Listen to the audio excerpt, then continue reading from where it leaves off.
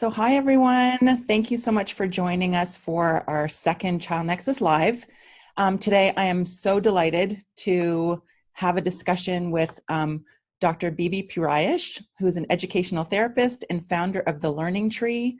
My name is Dr. Karen Wilson. I'm a clinical neuropsychologist and founder of ChildNEXUS.com. And you know, Dr. Pirayesh and I have had discussions before, and we just thought it would be important at this time to have a discussion on how to support students during this time of distance learning. A couple of weeks ago, we kind of approached this topic with Dr. Stephanie Mihalis from a social and emotional standpoint, but I've been getting a lot of parents who are really concerned about their students and their children regressing during this time of distance learning, particularly those students who've had difficulties prior to the stay-at-home orders. So I wanted to just open it up, Dr. Pirayesh, and have a discussion and answer questions that people might have during this time about how worried should parents be about their kids regressing during this time. And then, as we continue this discussion, how do we support them as we move forward and finish out the end of this academic year and start planning for summer and beyond? Yes, well, thank you, Karen, so much for having me. I'm delighted to be here and excited to talk about this topic because I know that it's something that a lot of us who are kind of in the field, we're getting a lot of questions about it. And of course, I think this is a time of just general anxiety, even outside of all this. It's a little bit of an anxious time. And then, of course, when it comes to what's going on with children, a lot of parents are anxious about things like, well, how much are they really learning? What are they missing? What's going to happen, etc. So I think it's important that we're talking about it. And I usually like to start by reminding, everyone that things work best when we don't come to it from a place of anxiety and worry. And one of the things that I've been talking to a lot of families about is to just try to kind of pull the lens back and think about how this is, yes, it's difficult. Yes, we're still in the unknown. We don't know how long this is going to take. But so far, anyway, we're talking about 2 to 3 months outside or within a 12 or more year academic career. And even though it is important that we are smart and proactive, I don't want parents to think that, oh my God, this is going to make or break my child and their ability to be successful. It's not. It's simply not. So keep that in mind, I think, is really important, is that even though it feels like the last 2 months have felt like 2 years, it's still been a relatively short amount of time. And in the big picture, we don't need to worry that much. Now, I know that a lot of people are thinking, well, what's going to happen next year? And there's been some rumblings and talk about possibly, the virtual schooling continuing on in the fall. And, that's something that we need to talk about and address. But generally speaking, the general question of how worried should we be?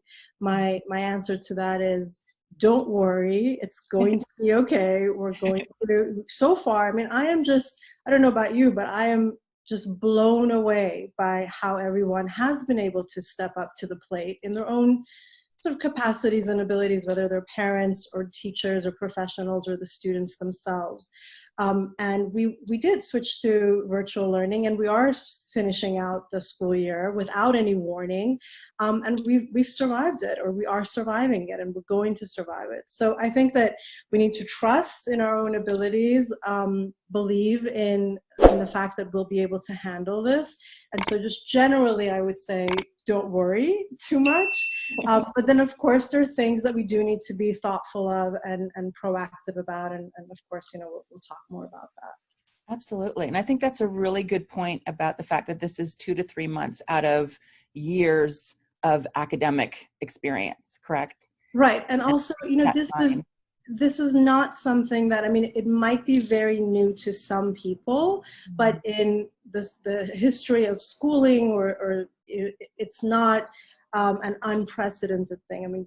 People all over the world, kids all over the world miss school because of different reasons, war, immigration, all kinds of reasons for large periods of time, and are generally able to make up that time and come back from it.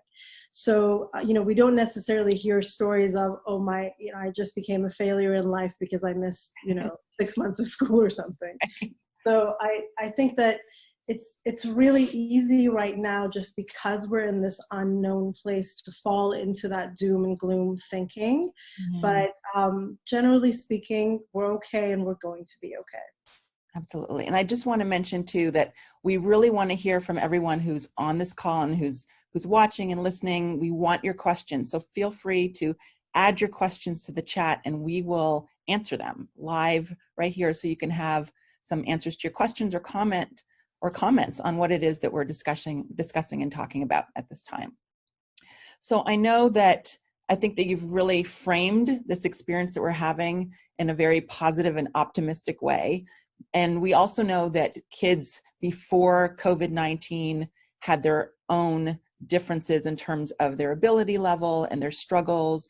And some parents feel like, this has just been exacerbated by this distance learning experience. On the other hand, there are parents whose kids had some struggles, and now they're actually doing better in a distance learning environment, either because there are fewer distractions, they can really focus, they have a parent who can sit beside them while they're doing the work, so they have more one-on-one instruction. And so I think one of the things to point to is that not everybody is going to fall through the cracks. And some people will actually thrive from this mode of instruction. And we just have to be paying attention to how they're doing and having open lines of communication with teachers and educators in terms of how students are responding to this transition to distance learning. Absolutely. This is something that we've been, talking about in the community a lot recently, because obviously, when you go through times like this, it's oftentimes the people that were already vulnerable that are becoming even more vulnerable. And this is not limited to education. We're seeing it across the board in terms of health, economic issues, etc. So obviously that's a reality that we all have to contend with. At the same time, a lot of us in the field have been talking about what an incredibly precious and important time this has been for those of us who want to learn more about what students' learning needs are.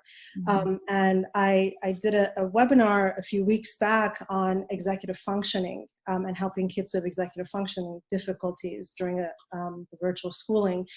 And, it's exactly like you said, we're finding that certain aspects of it are very difficult. For example, the virtual part of it can be very difficult because, as we know, atypically, but all kids learn better when they are able to have a multisensory approach. And one of the things that virtual learning does is that it disconnects almost the mind from the body. And so we're not able to engage and to learn with our bodies in the same way that we would, normally. And, there's been a lot of discussion about why we have Zoom fatigue and why that's really difficult, etc. So all of that is true. But then at the same time, this has really been this incredible experience for parents to really get to observe and understand their children's learning needs in ways that they never would have before. They suddenly have this window into their lives, and they're in the middle of it with them and with teachers. And we always say that the best executive function training happens in the home, mm-hmm. because it really is a system-wide issue. And so for those of us who do executive function work, we always do go into the home because it's really important to set up those systems, etc. And so we already have that piece, and that's really important. And then at the same time, I think that this has been a very interesting time in getting, I've always said that if you really want to learn, and we know this in any kind of scientific process, if you want to understand how a process works, you want to look at it where it breaks down. And so that has always been one of the great gifts of children with different types of learning disabilities or atypical learning styles, et cetera, to the general population. And I think that this time has really allowed for us to learn even more about education and about learning because of the experiences that a lot of these students are having. So, one thing that, for example, I have always been an advocate of when working with family or when working with schools is, well, can we do self-paced learning? If this particular student can't keep up with everybody else at that pace, we need to figure out a different pace. Or when we talk, whether it's around IEPs, et cetera, and we're talking about modifications and accommodations, suddenly we're in a time now when teachers and schools are a lot more open to the idea of providing these kinds of differentiated learning. And that has been huge. And I think that teachers are beginning to see that when they allow for this, kids are able to do the work, they are able to deliver, they are able to learn. And so these are great and important lessons that we can then later on take and use to advocate for our kids. But things like, for a lot of executive function kids, just having all the information written down somewhere in the ways that teachers are now doing is hugely important. Being able to ask teachers, can you pare this down? Like, we're not going to be able to get to every single aspect of this. What are the 3 most important things?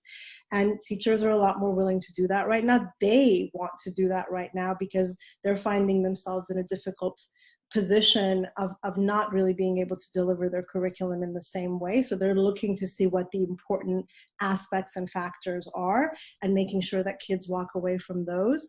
And all of these things are principles and lessons and practices that I think are really important for kids who are atypical. And my hope is that now that we've all been through this as a community together, the conversations are going to shift. And when we go back and we are ready to go back to IEP meetings and to advocate for our students again, I'm hopeful that we're going to get a different kind of school professional on the other side of the table, because they will now, as a result of this time, have a much deeper understanding of what a lot of these struggles are. Because I think in a way we're all in a time right now where we have almost like global ADHD. All of us are really struggling with these things. And so I'm in those aspects, I'm very hopeful about this time. Yes. And I think that one of the things you said that was so important is really about parents being in the position to now observe their kids as they're completing tasks in a way that they wouldn't have otherwise, because they're not in the classroom for the most part. Mm-hmm. And then again, we get back to the idea of communicating those observations to the teacher to find out what it is that we need to prioritize. What is the goal of this particular learning activity, right?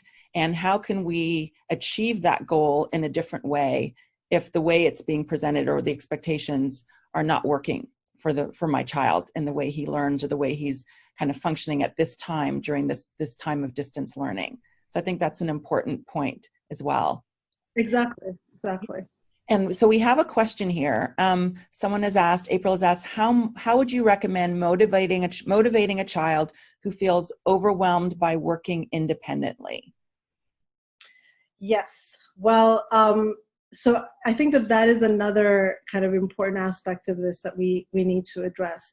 There is now the expectation that kids are working a lot more independently than they would otherwise. And that just doesn't work for a lot of students. And so for better or worse, the parents are having to step in as kind of the middle person who takes what is coming from the school, going through and breaking it down into manageable parts, and then presenting that to the students in a way that they can actually meet those goals. So as an educational therapist, for example, that's always been a big part of what I do, but I'm finding that to be even more the case right now, because there isn't necessarily for every student classroom time where they're having exposure to a lot of this material. And what happens is you do get this like long list. I mean, different teachers are doing it differently, but some teachers just send a long, like I don't know, 50-step list of all the things that a student needs to do. And we know for our students who struggle with, that just looking at that list is going to make them completely shut down. And so that is the place where I think that, if you have access to a professional who can help you, well, obviously that's ideal. But if not, then that's really the place where the parent needs to step in and, go through and figure out what are the things that, and map it out then into like lists and priorities and calendars. And, we talked about all of that in great detail, for example, on the webinar that I mentioned. But to really be the in-between communicator, because a lot of times what happens for students, and I'm seeing this with a lot of my clients right now, when they're presented with information that their brain can't quite process, they simply shut down.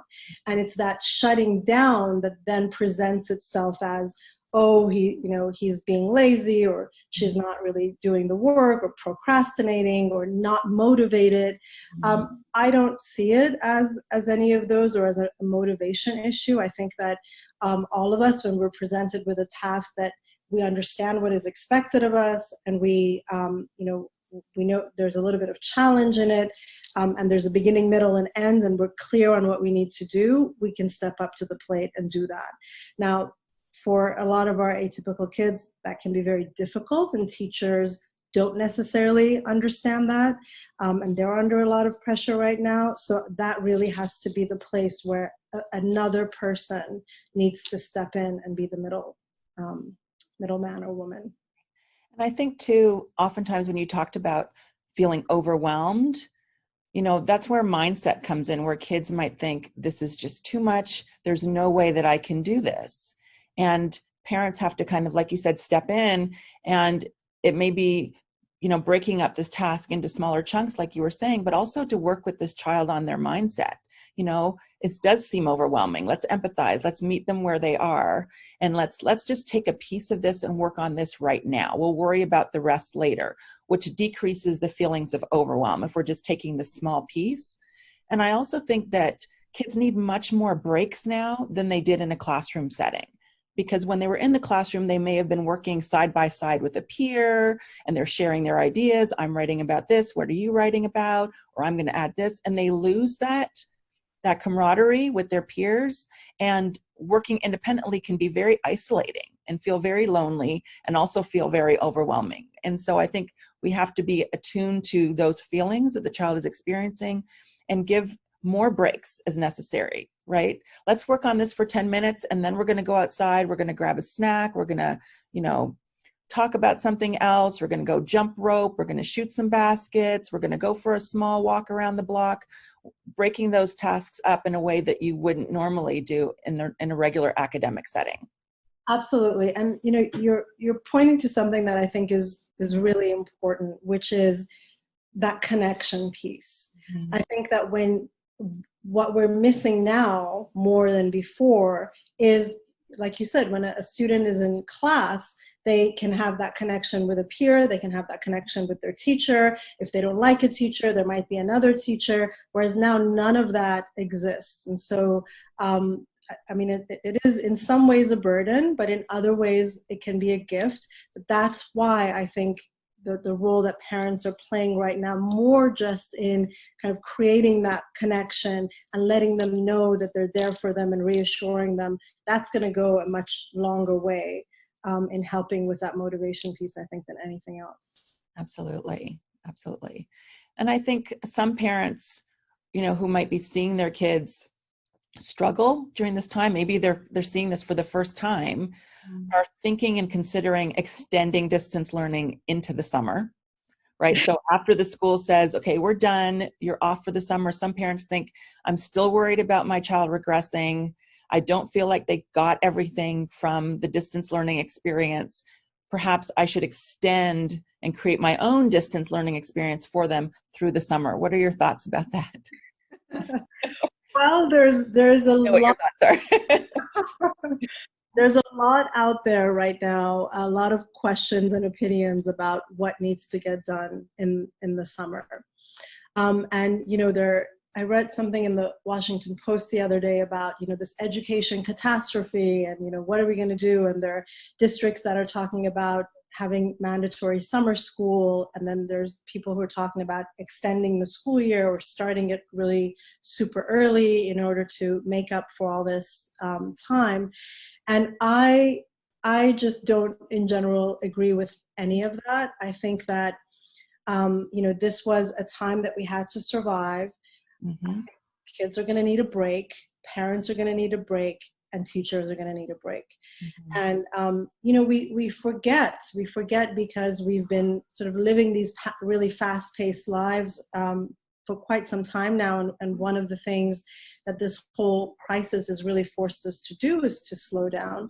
But it used to be that the summer was a time where you really allowed your brain time to marinate, to get bored, to do nothing, to be creative, to read, to reflect.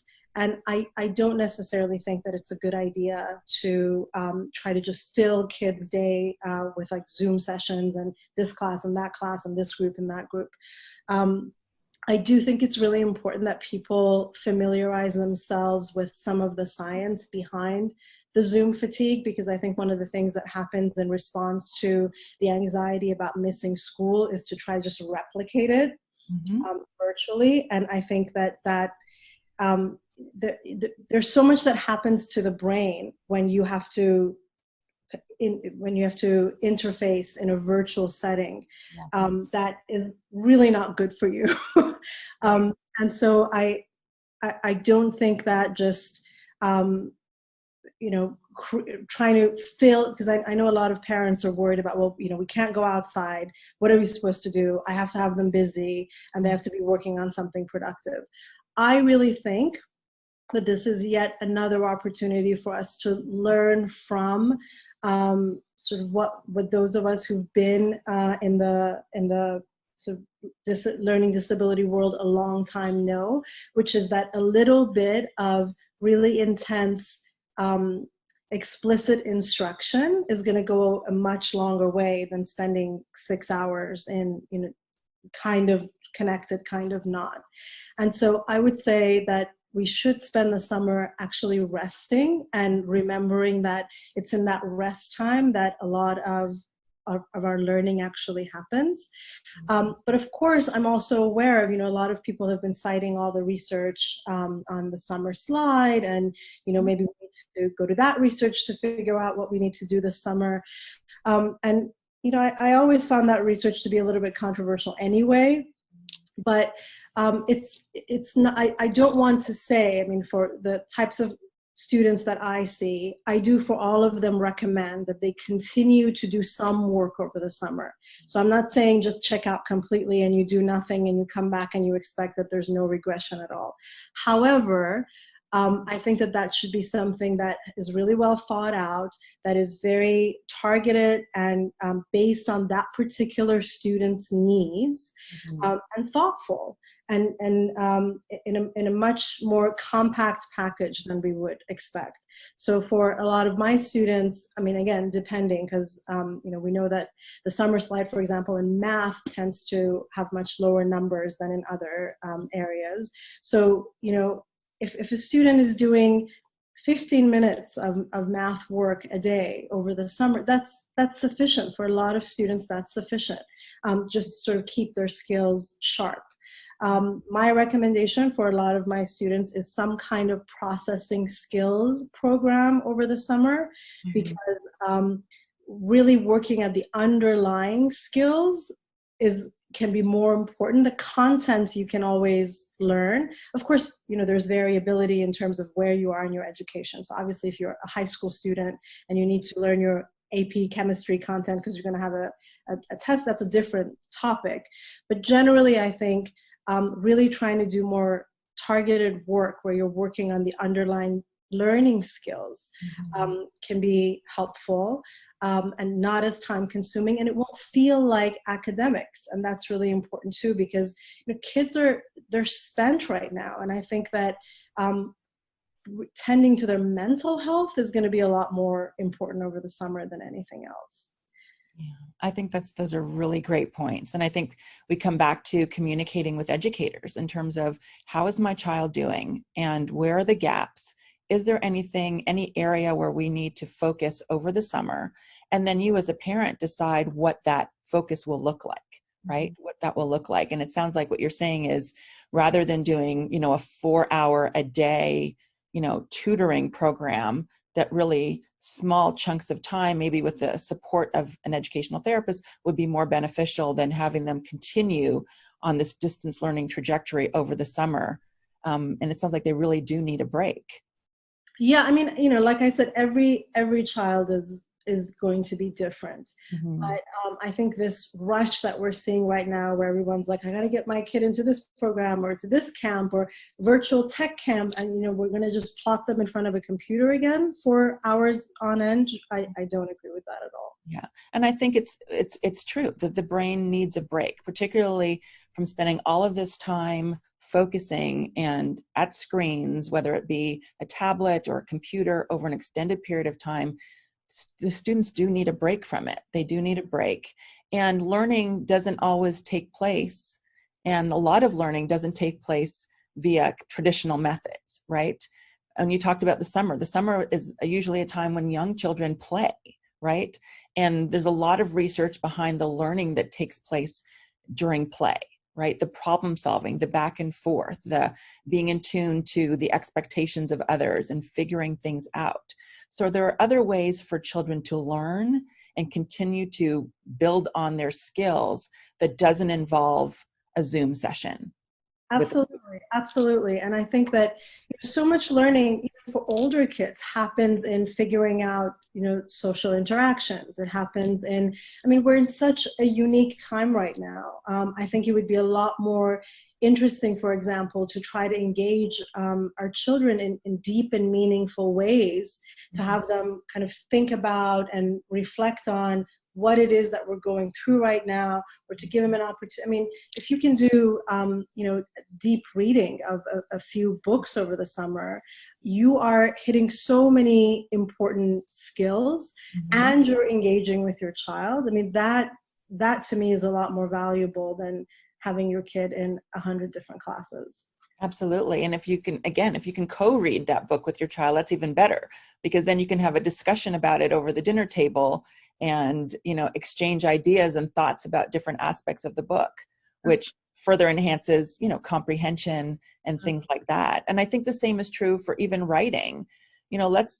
How can we build on our writing skills over the summer in a way that doesn't feel like we're extending distance learning? It might be, I can't see grandma right now. Let's write her a letter and tell her what we've been doing or what our plans are for the summer.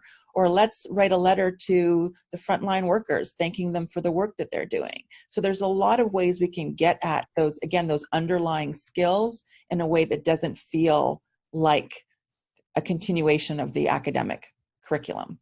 Absolutely. I do want to add one kind of little thing to that. There are those students who, so for example, if you had a student who has a reading, an auditory processing issue or a reading disability, and your thought was, okay, well, this is a short-term thing. I'm just going to wait out this 2 months, and we're not necessarily going to get any intervention or, anything like that, and we're just going to wait it out. Now you're at the beginning of the summer, and you're thinking, okay, well, am I going to have to now extend this even longer? So for cases like that, I would say, no, let's try to, and there's so many resources and there's so many people who are actually very good at providing that type of instruction virtually. So in cases like that, I would say address that. But generally speaking, that's not the same as putting your kid in, a 4-hour a day Zoom program. Absolutely. And I think that is actually directly addressing the question from Nicole Michaeli. And the question was thoughts on virtual educational therapy. And I think that really speaks to the idea that some kids need additional support, particularly when there's an underlying learning or processing issue that impacts their functioning. And those kids, and we know from the research, are at greater risk for regression, particularly when there are long breaks, when they're not getting intervention. And perhaps maybe you can talk about, for those on the call who don't know what educational therapy is, what that looks like for kids who are struggling with learning or processing issues, and to answer the question, can it be done virtually in short bursts over the summer? Sure. So just kind of very quickly overview what educational therapy is. An educational therapist is a person who is specifically trained to work with students with different kinds of learning profiles and learning needs. I personally, as an educational therapist, I'm a big believer in remediation. And so my approach tends to be very remediation based. However, over the last, couple months, I have to be honest that, and this isn't something that's even unique to educational therapists. I know a lot of therapists, like mental health professionals, who've also suddenly found themselves becoming executive function coaches. And so a lot of us have turned to just helping the kids get through this time. And so work that was, true educational therapy, where we're working on remediating skills, was put on hold. For a lot of my students, that was actually my recommendation, because there was just no way to do it all and get the kids through. But now that it's the summer, if it's actually true and we hopefully don't have some mandatory summer school, I do think that this could be a time to now try to return to some of that remediation work. However, I think it's really important that you are connecting with people who are comfortable doing that virtually. There are some really great people who were doing virtual educational therapy before even all of this happened. So if the question is it possible to do it? It is possible to do it. Is it as good as it would be in person? No, not necessarily. Obviously, we know that everything is somewhere around the 70% mark. If you're doing it really well virtually too. But a 70% mark is a lot better than zero.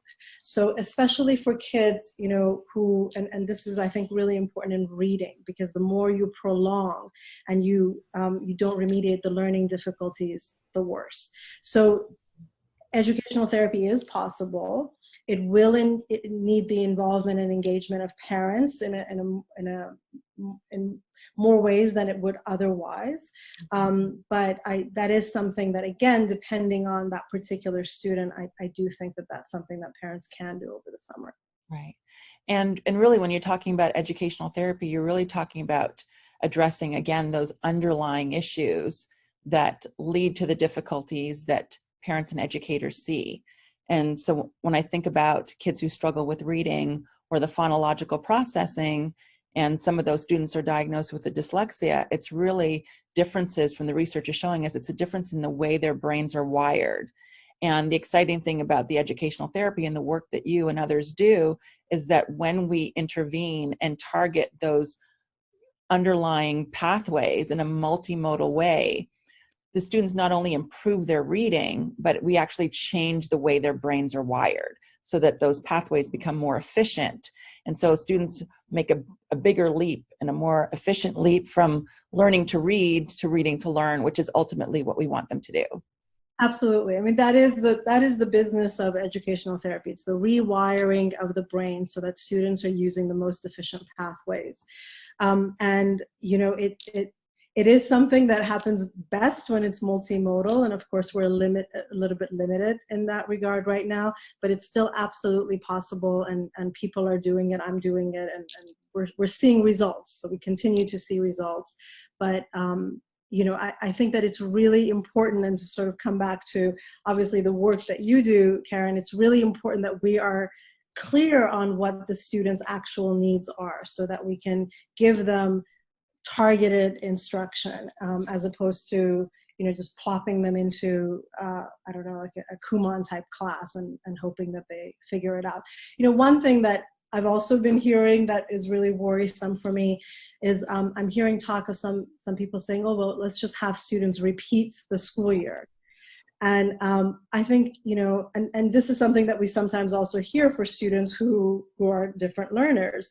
And it's important that we remember that if it didn't work the first time around, it's not going to work the second time around. You're just wasting, your time and you're creating all this other stigma and shame around being held back.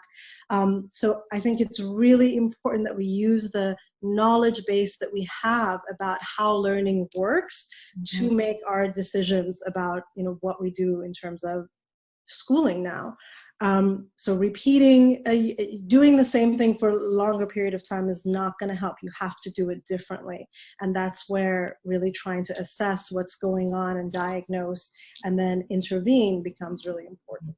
Yeah, that's a really good point. I think a lot of that research has also been seen with parents who redshirt their kids and hold them back because they seem like they're not ready to start kindergarten. And what the research shows is that if you intervene and give them the support that they need, that they really can thrive, as opposed to holding them back a year and waiting for them to catch up. Absolutely. Yeah. Doing the same thing longer is not going to make a difference. Right. Yeah.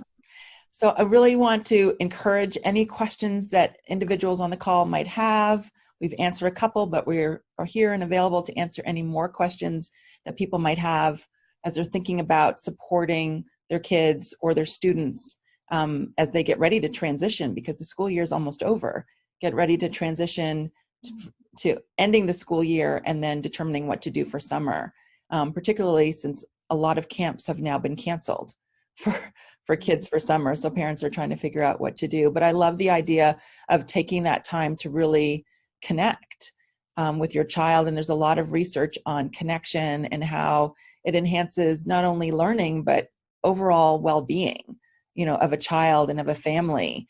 And using this time right now and seeing some of this time that we have, that we didn't have before, as really a gift and as an opportunity to grow and learn about our kids. Yeah, and I just want to say sort of one additional thing around this idea of connection. So I know that there's some kids who had, were in ed therapy or had OT or they had, therapy, whatever these things were.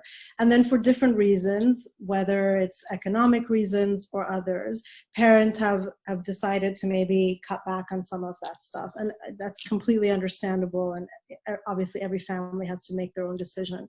But one thing that I do recommend, just one, to help with that connection piece, and two, to continue to keep up with some sense of normalcy for kids, is just seeing about possibly just checking in with the professionals that you had maybe working with your children over the summer. You can set up maybe 3 check-ins, and that just being able to check in and see how things are going, or maybe asking them to give you something that you can do with them, if financial things are an issue, and then setting some milestones where you check in, something like that. I mean, we have to all be very creative right now, I think, and most people are willing to be creative. So I just want to also make sure that, because I know that it can be economically really difficult for some families, I want to make sure that you don't think that, oh, well, I can't afford this right now, so I just have to cut everything. Mm-hmm.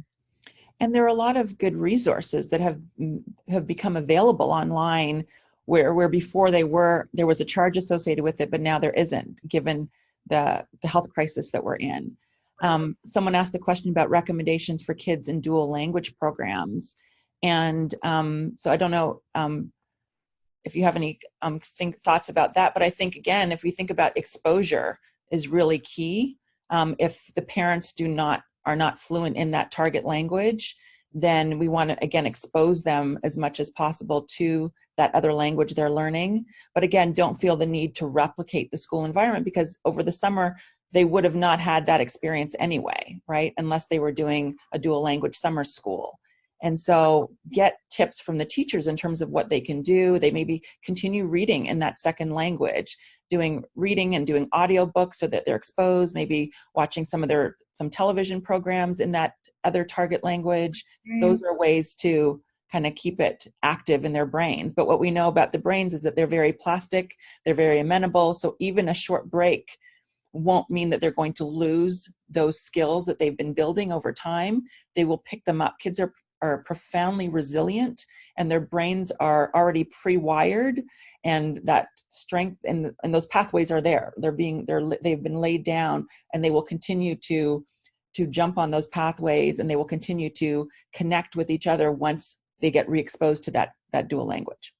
Absolutely. And I think, something like language, I mean, this could be an opportunity to do some really, really fun things. Mhm. And I think engaging the student and asking them what they would like to do, what are the different ways that they would like to continue to, get exposure or work on their language. I mean, this is, one of the really fascinating things about what we're going through right now is that it's a global phenomenon. So everyone, everywhere is dealing with this. And it could be a really, exciting time to try to connect with people in other parts of the world who speak the language that you're interested in learning. I mean, there's all kinds of fun things that you could do about it.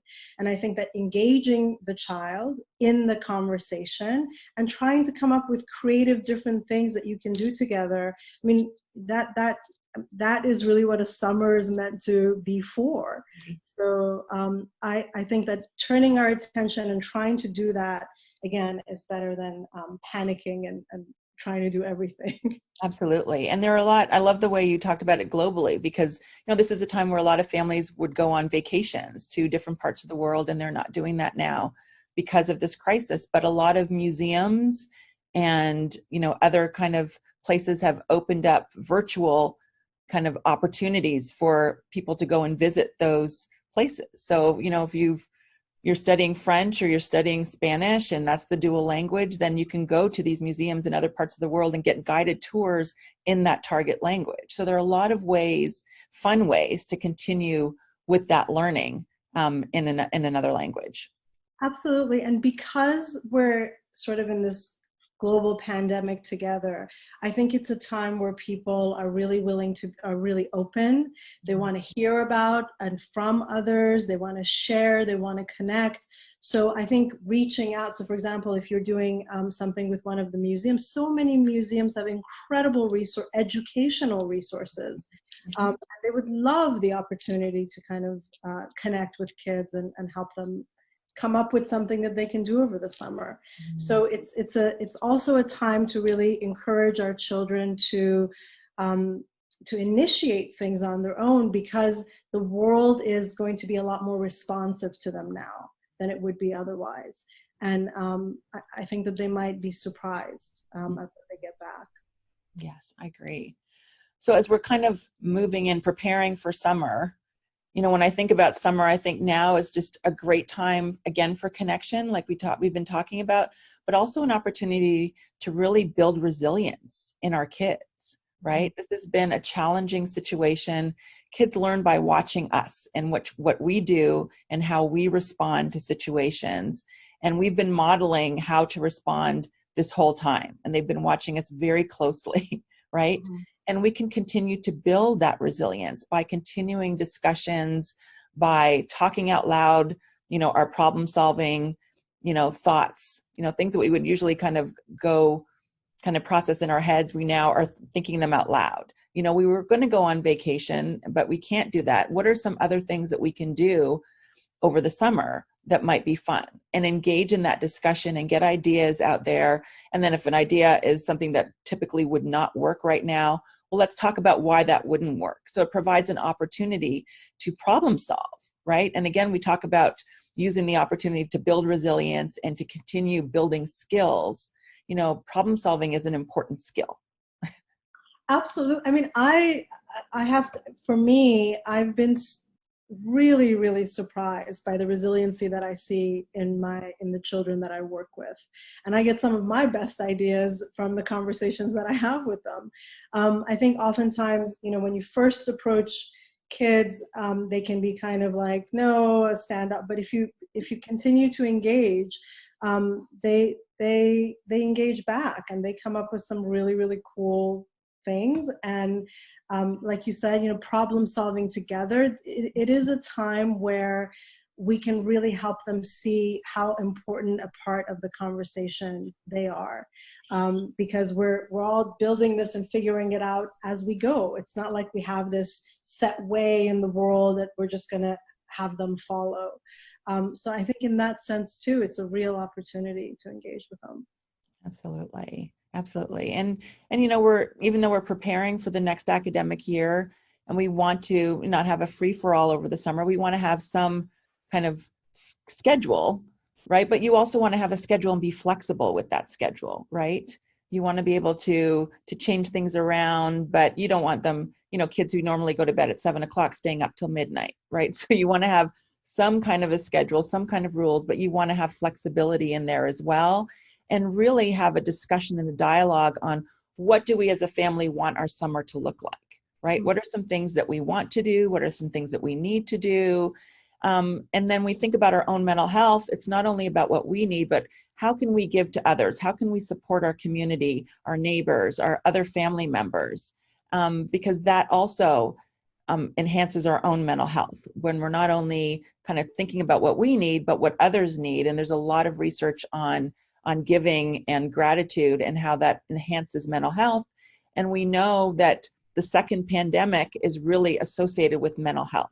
There are going to be a lot of mental health repercussions as a result of this health crisis, because so much has changed, and there's been a lot of grief associated by the loss of things that we used to do, the way things were, and we have to give ourselves space to process that, and our children need room and time to process that as well, because things are not the same, and this summer is not going to be the same as summers in the past. And we're going to have to do things differently, and we're going to need to process that as a family, to keep those discussions open, and to also find ways to enhance our own mental health, to build our resilience. And I think being in tune to our own self-care, but also providing support, finding times to be grateful about different things, are all part of enhancing that mental health efforts. Yes, I agree. I mean, I think that a big part of what we need to do is to help contain this for ourselves and contain this for each other. And you obviously know a lot more about this than I do, and we know that there are a lot of resources. I mean, the mental health community has also really stepped up in an incredible way in terms of offering resources. But it's also, sometimes all you really need to do is to talk about something, and just having that conversation is going to make everybody feel better, and to make the whole situation feel a lot more contained. So again, yeah, I think we all, especially in sort of the Zoom world, we all can feel very isolated and lonely. So if you're able to have those conversations with your family, I think you're going to have a much better time getting through the summer than if not. Absolutely. What are your thoughts on media exposure over the summer? I know we've talked about it a little bit, but this is now the time when kids are going to say, well, I can't go to basketball camp, so I'm going to watch YouTube videos all summer, right? Right. And so, I think that we still have to limit media exposure and find ways to be creative, right, over the summer. I do. Yeah, I agree. I mean, I do think that, because we're in the time that we're in right now, I think all human beings, no matter our age, are going to have this need of, let me just check out for a little bit. And video games, YouTube, media, these are ways that we check out. And I think it's important to be able to recognize that, maybe even schedule that into the daily routine, but you have to contain it. It has to be limited. So you can't just be on, playing video. You can't say, well, I don't want to be on Zoom sessions all day, but then instead be playing video games all day. Right. So yeah, I think a little bit of it is okay. I think maybe more than what we normally do is also okay, because we have to understand that we're living in a different time. But at the same time, it's also really important that we come up with structured ways, real ways of getting kids to do things in real life right now that they just we wouldn't normally have to do. Right. And I think we have to be realistic as well, right? We have to abandon some of our kind of rigidity with respect to screen time, because particularly if you have a working parent who's now at home, you're not going to be able to spend the day doing creative art projects with your child all day when you also have to work, right? And so we have to be, again, show ourselves some grace and be flexible. And it's okay, like you were saying, if they have more screen time than they would normally have, because again, these are not normal times. Right. And to come back to sort of what we said in the beginning to try to frame it in the big picture. So if your child is getting extra exposure to screen time for a limited period of time, is that going to ruin their brain forever? No, it's not. It's going to be okay. Now, the hard part is going to be that transition back, right? Because if you begin to build certain habits, it's going to be really difficult. There's going to be a transition time to sort of go back to where we were. So we have to be mindful of that and don't let ourselves go too far off the edge. But yeah, generally speaking, even if this takes very long, like even if it takes a year, let's say, God forbid, let's hope not, but if it's still not gonna make or break our lives.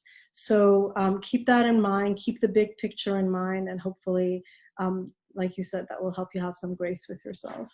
Absolutely. And again, it comes back to the idea of having some kind of structure, some kind of a schedule, but also be willing to be flexible. Because again, you're saying we eventually will have to transition back to school. And we don't want to make that transition more difficult by abandoning any sort of schedule or structure at all, right? I will say this, I feel like we're going to, after this, we're going to love school so much. We're like, oh my God, let me just go back to school. I don't think we'll be hearing them complain about having to go to school. I know it. I know we talked a little bit about media exposure, and I think it's important to say too that, you know, we're in a world now where we are just bombarded by media. You know, our phones are pinging us and letting us know when there are updates and when the governor's speaking or when the mayor's speaking or when there's a White House briefing about the coronavirus. And I think we have to, as parents, as educators, have to limit our exposure to that information, because we have to recognize that the more exposure, and the research is very clear on this, the more we're exposed to that information, the more worry that we experience. And while worry is a good thing because it alerts us as human beings to danger, but when we're exposed to it persistently, it can be maladaptive and it can increase stress and undermine our mental health. And it's very hard to parent and to teach and to support our kids when our own mental health is compromised. Absolutely. I mean, a news diet, I think, is probably more important now than ever. It's something that we should all be practicing anyway, because, you know, our health is not just about what we put in our body or what we exercise. It has a lot to do with what's going on in our head. And so a media diet in general, I mean, even when you try to, and we have to be aware of this, even when you really are just trying to get the information, like, so for example, when I read all the articles that are published in all the, you know, legitimate newspapers about what we're doing in the schooling situation, in every single one of them, there is this underlying anxious feeling in the writing. And the reason for that is that that's what sells. That's what's going to sell, you know, the paper. And so the more we read that, that's going to have an impact on us. I mean, that's part of being human. We mirror off each other. Anxiety is contagious. And so it's important that we limit. And then it's also important that every single time we read something, we're critical and remembering that this is not, you know, neutral data that we're looking at. This already went through a filter that is designed to create a little bit of anxiety in us. And so it's important to remember that and to help our children understand that as well. And then, you know, one of the things that I'm really have been asking both parents and to teach and children to try to engage in is a daily meditation practice. Even if it's just 1 to 2 minutes a day, just the act of trying to sit without anything from the outside coming in and just sitting with whatever this is on the inside. And you don't have to give it a big fancy name or anything like meditation or how do I do this. It's just a moment of silence. Yes. Or a few moments of silence throughout the day, I think can be hugely important, and a way for our intrinsic, because we're all resilient. It's built into our system. We all know kind of our higher truth and higher self and how to respond. It's how we're wired. But because we live in a time and a world where sometimes the voices out, well, not sometimes, usually the voices out outside of us are so much louder, Mm. it's important that we take the time to just check in with our own voice inside. And you'd be surprised at how well you can, or your children can, sort things out for themselves when they give themselves the opportunity to do that. Absolutely. I think that downtime is so important for our brains and for our overall well-being. We know that that's a great a practice for optimizing mental health. Mm-hmm. And I think about when parents are worried, what do I do over the summer? I think that is something that you do. You take those 2 to 3 minutes to engage in that quiet, non-distraction free time for yourself. And I think other things that we can do is make sure that we're getting outside. We know that fresh air and we're getting and is helpful, and so is exercise. So there are 3 things that we can do that don't take a lot of time. We can get the sun on our face, we can get some exercise, and we can engage in these kind of short meditation, mindful practices. And all 3 of those enhance our mental health, can build resilience in all of us, and help us to be on the road to being ready for when things open up again. Absolutely. And it's the small things. It's these tiny little small shifts that you make that create the really, really big changes. So it's not like you have to, go and become a Buddhist monk or something so that you can it's these tiny little things that you do. There's a few different free YouTube meditation challenges, like a 21-day meditation challenge where they teach kids how to meditate in 5-minute videos. Something really, really simple like that can add structure. It can get your kids learning and doing something that's really positive for them. And it can be very fun and challenging because it's a 21-day challenge. So tiny little things is what's really going to make the big differences. Absolutely. This is great. This has been really great. And if there are no more questions, anything else that you'd like to say? I think just generally speaking, we have to remember that we truly are in this together. And we are, I think we've already shown how incredible we are at supporting one another. This has in many ways restored my faith in humanity. And I think that at the end of the day, maybe it was a very needed thing. Of course, there's going to be repercussions. Of course, we're all worried about 1,001 different things. But to try to come back to the core of things and to remember to trust that probably all of this happened for a reason, and we're going to get through and we're going to be okay. I think reassuring ourselves and each other of that is ultimately what's going to get us through. Absolutely. Absolutely. All right. Thank you so much for this discussion. It has been wonderful talking with you. It always is. And I hope that other people who were listening and watching benefited from the conversation that we have, and they can take some things and apply them in their own lives that will enhance the well-being of their child and their family in general. So thank you. Thank you so much for having me. And please, please, please, people, feel free to reach out to us. We are here for you. We are here for you. So please do reach out if you need help. Absolutely. Okay, great. Bye. Thank you.